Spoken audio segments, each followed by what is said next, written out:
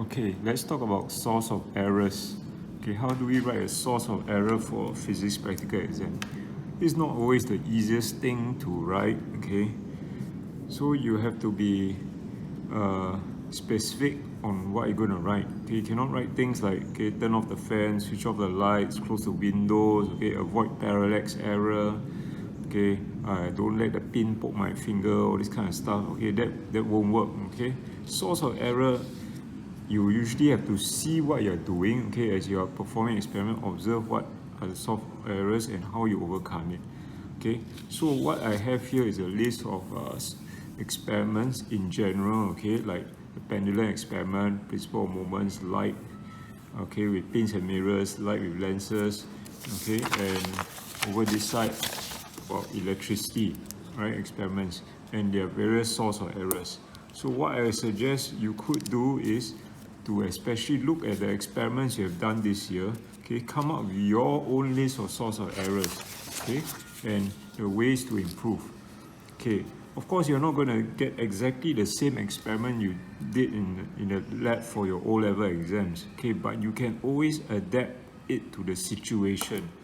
So for example, the best example would be, I want to use this example, is for example electricity experiment, okay, when you are using a jockey placed on a wire to take readings, okay, you can come up with a source of error like this. The contact of the jockey with the wire is not consistent, okay, this results in fluctuations of the voltmeter or maybe it's the ammeter and makes it difficult to obtain an accurate reading of the voltage or the current. Alright, that's one source of error. And then you can also say something like this: resistance of wire becomes hot, okay, the resistance of wire will be affected when the temperature increases. Okay, how do you improve it? Okay, you can open the circuit after every reading to prevent overheating, and then take repeated readings and take average.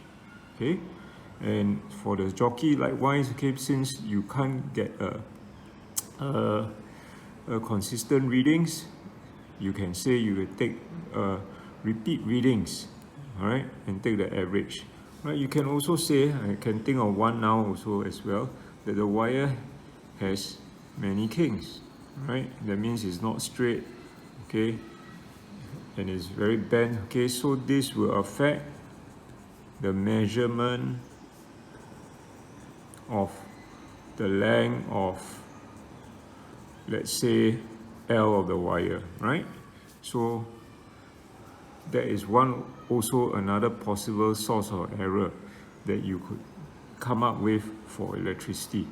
So for example, how do we use it? Then you see in this O-level paper, in this question, okay, the question when they ask for the source of error, okay, is over here. Suggest why the actual length of the resistance wire in the core is different from your value calculated. Okay, you can adapt what you have used or what you have learned before, okay, into this situation. So suggest two reasons, okay, so you can think of, okay, or you can write down there are many kinks of wire and this will affect the measurement of X and the calculated value of L, right? Then this one I've also adapted that the wire heats up after some time and this affects the resistance of the wire, okay. You notice when I write this, I don't just write the source of error. Okay, you don't just memorize the source of error, but you always remember this, to write the source of error and what does it affect. Okay, so it's not good enough just to say the wire heats up after some time. Okay, so what does it affect?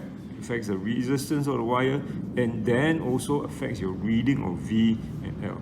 So the kinks, that is a source of error and it will affect your measurement of the length of X. So it's important to state the source of error and what it affects. Okay, so this is how you could use it. So with my list over here, okay, you can adapt it. Okay, look at the situation.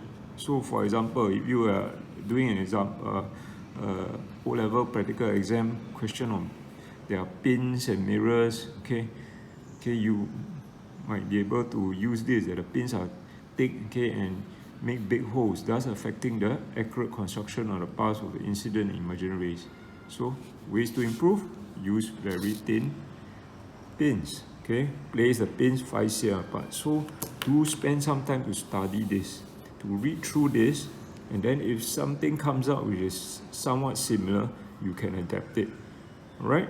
So it's worthwhile going through this, right, and reading here, so that you give yourself some chance to at least write something about a source or error, okay, or to explain, okay, why the readings may not be so accurate, okay. So it gives you at least some hope that you can write something rather than just write nothing, okay. So once again, you can read through this, but as I said, okay, you should go and write your own list, compile it from all the experiments you did this year, look at what you wrote, okay, and what was given to you as the answer, and study through it, okay, write it down, okay. When a situation comes and you have a chance to use it, then you can use it, okay.